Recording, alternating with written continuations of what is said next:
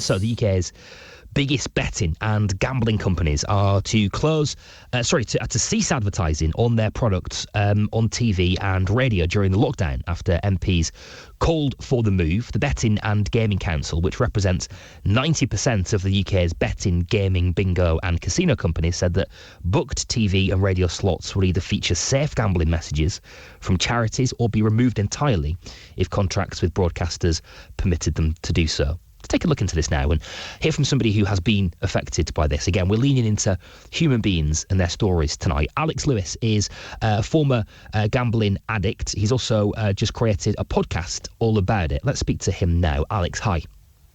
Hi.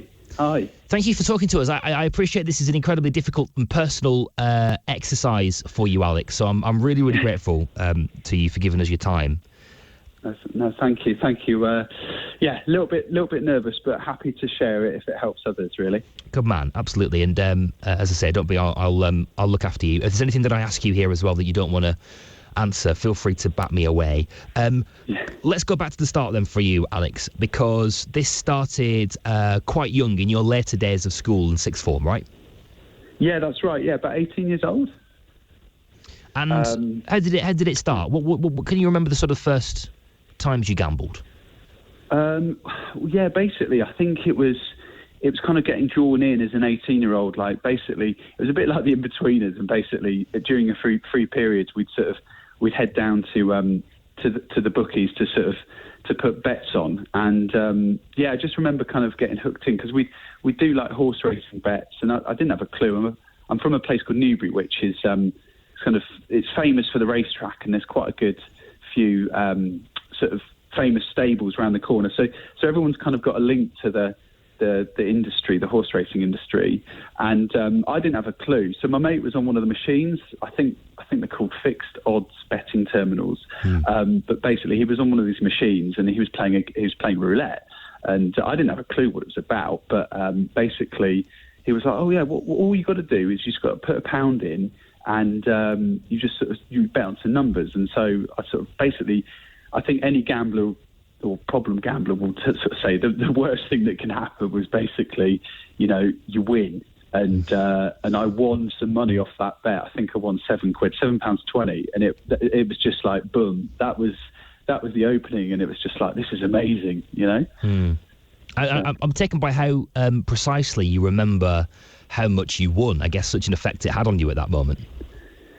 Yeah, it's strange, isn't it? You remember exact things. It's just like, I don't know. You sort of remember these details, like when when Princess Diana died, or where you were when 9/11 happened. It was obviously quite a significant thing for me. So yeah.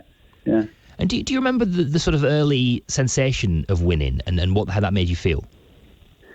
I think obviously it made me feel like really happy. I don't know. It was exciting. It was fun. Something like completely different to anything I kind of experienced. And I think it was just the instant rush of like the gratification of like, I've just won some money. Of basically having no skill at all. Of course, it's like, if you look into it, they are just complete random chance games. So you can, basically a quick fix, a quick buck, basically. And then, am I right in thinking that in your case, Alex, things stepped up a gear when you moved to London? Is that right? Yeah, that's right. Yeah. And where did that take you? What did gambling life become for you? Well, it was basically out of boredom. I'd moved to London. I got a graduate job. I was still really young. I was only sort of 22, and basically just being bored at lunch, would kind of head round to Stratton Ground in sort of Victoria, near St James's, and we basically sort of watch others bet. Obviously, you've got people that are working in the city or whatever, and I sort of just suss it all out. And it was the Olympic year as well, so it was quite a buzzy time to be in London. But I didn't really know many people at the time, so in the evening I would just sort of head out to the casinos and just started to sort of get a feel for it. It was kind of drawn in, lured into the casinos, and they're kind of flashing lights or whatever, and it was just like, I don't know, it just felt really cool. It just felt, I don't know, it felt quite trendy, really. Yeah. And there's a lot made of the way that casinos treat clienteles and how that does sort of entice them in. Well, I think I felt a bit like a king, you know. It was sort of like free drinks, and you could get free food, and I don't know, it just seemed to be quite a glamorous place. People were kind of dressed smartly, and I think I was just sort of lured in, and it was quite a social place. People sort of talking, and you could sort of build up relationships with like the dealers, and they were kind of just normal people, but they would wear like, you know, next to nothing, you know, if you're the girls wouldn't wear much, and you don't know, you were kind of attracted to them. They would give you attention, and you would sort of get, you kind of get lured in, if that makes any sense. Yeah, no, absolutely. Yeah. I mean, they know what they're doing, don't they? Absolutely. Yeah. 2014 was quite a defining year for you as well, then, wasn't it, Alex? Yes, it was. Was quite a bad year for me financially. Basically, kind of got really kind of heavily involved in like betting at casinos and starting to lie to housemates, and I started to kind of get onto like online gambling. So it was kind of getting pretty heavy. There was one time, and this is a true story, by the way. I'm not trying to dramatise or anything, but basically, I was at a casino. It was in central London, and at the time, I'd just won a load of money, like one of my biggest winnings. You always remember the big ones, but I won a load of money, and basically, in the background, I asked someone, I was like, "Hang on, is that a live band playing?" And they were like, "Yeah." It was it was the song "Wanna Be Your Lover," and it was by Prince. And Prince, the actual Prince, was playing in the casino, and I was just completely like glazed over and was just didn't even care. It was just like, oh, okay, cool, and just went straight back to the table. I should have, with hindsight, like you should have gone and checked that out, being a musician and stuff. But yeah, it's just nuts, absolutely nuts. Which sort of, I suppose that kind of plays to how much of a grip it had on you. I mean, that is an enormous moment that is happening that you are quite happy to let go by, because of the grip that the gambling has on you. Yeah, I mean, it was. I think if you look into it a little bit more, which I kind of have done.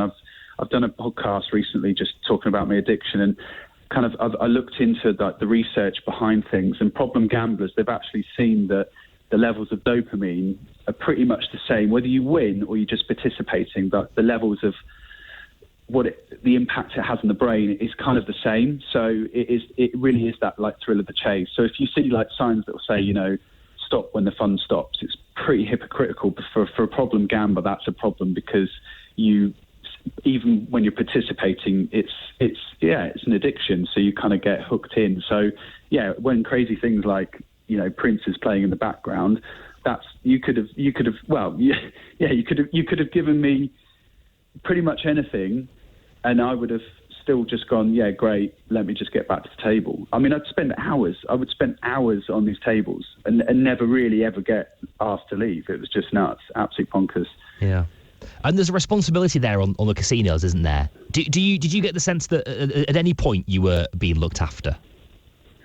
I mean, I was getting looked after well in terms of gifts, and I would get sort of points on my cards and stuff like that. But in terms of like looked after as someone that was perhaps having a problem, no, not at all, not one bit. Just talk us through, Alex, the strain that began to have on your personal life as well, and your mental well-being. I think at the time I was just obviously quite at the time, obviously, it's quite hard because you would display quite normal behaviour, and that's the thing about gambling. It's like the invisible addiction. So, actually, what was happening was obviously like mentally, that was just a massive strain. It was like obviously financially, just completely strangled by overdraft debts and stuff like that.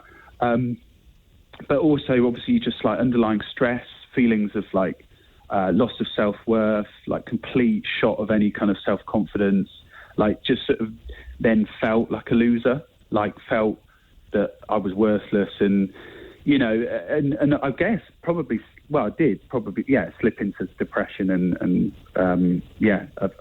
it just led to a very tough, weird time. looking back. So it had quite long-lasting effects, actually. Yeah. And did it lead into other addictions for you as well? Yeah, it did. It did. I don't feel very comfortable saying what, but That's all right. no, it did. It did. It did kind of head into other areas, shall we say? Yeah. Yeah. No, that's all right. And eventually you reached out, didn't you, Alex, to get help? But the process of doing that is tough, isn't it? Having the confidence to do it. Yeah. I mean, the thing is, like, I think problem gamblers, like, you look at, I think I knew I had a problem. Like, I'd be the first to recognise it, but it's really hard to kind of accept that and then to kind of get the help, because you have this sort of mentality as a sort of, big gambler that, right, I was the one that got myself into this mess. I'll be the one that kind of gets myself out. So I'll be the one that be able to, if I've lost all this money, I'll chase my money to get it back out. So it just kind of, it reaches a point. I mean, I don't know.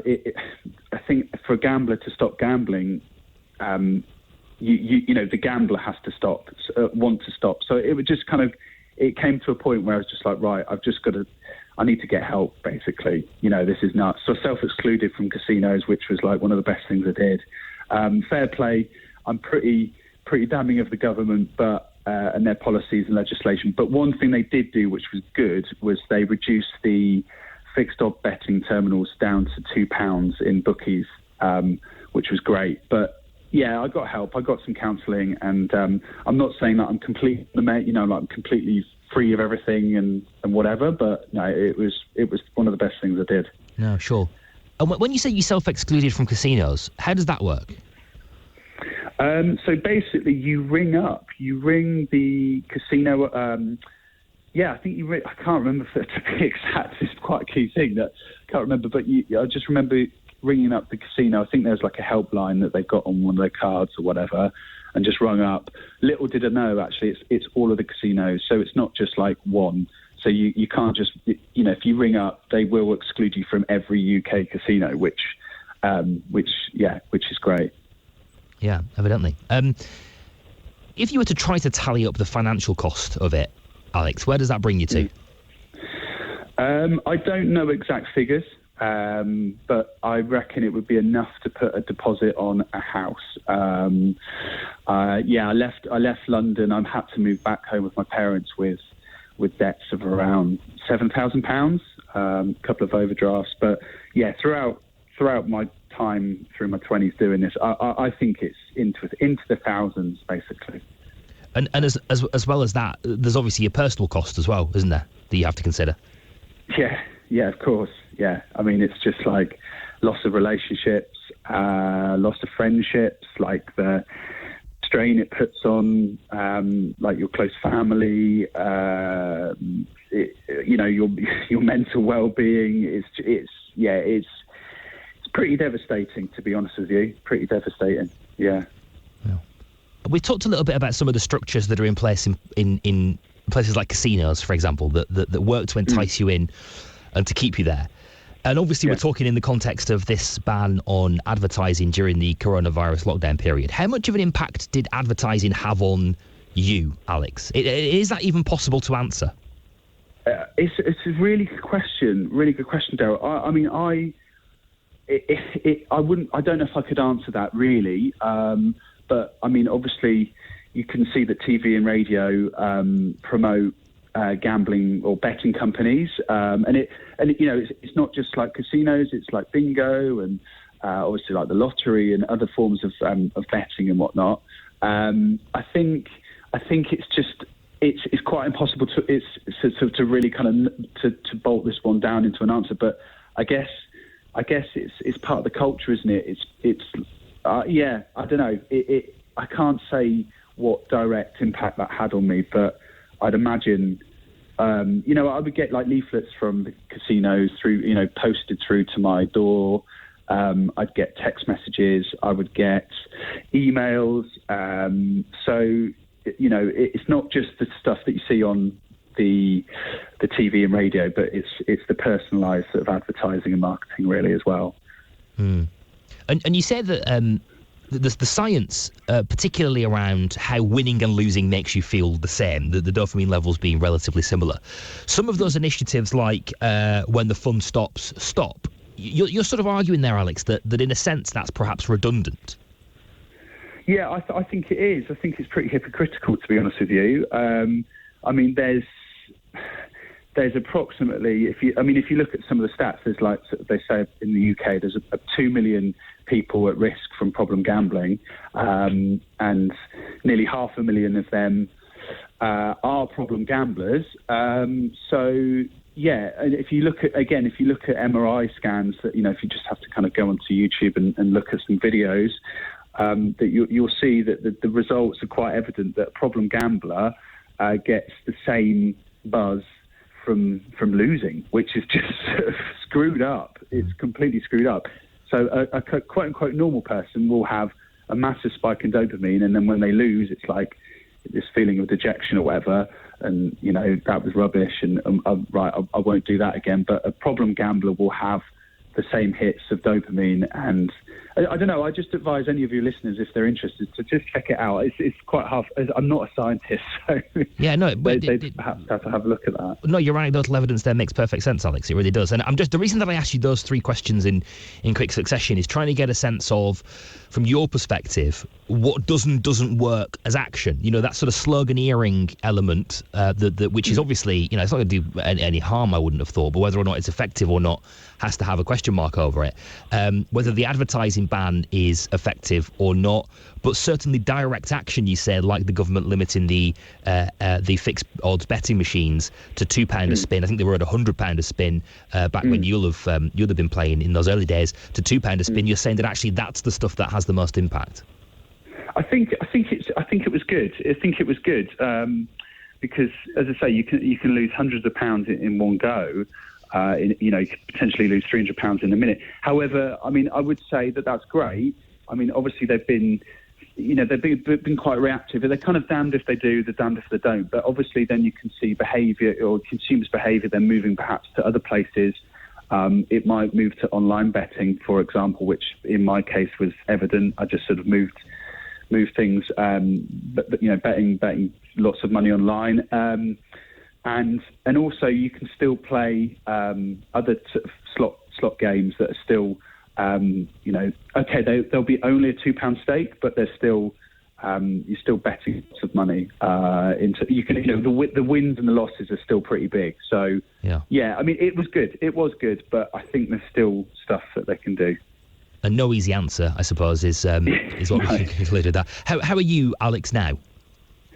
I'm pretty good. As I say, I released a podcast on Sunday, and I sort of kind of started this vlog by complete kind of chance, and or more out of kind of boredom and entertainment. And anyway, basically, good.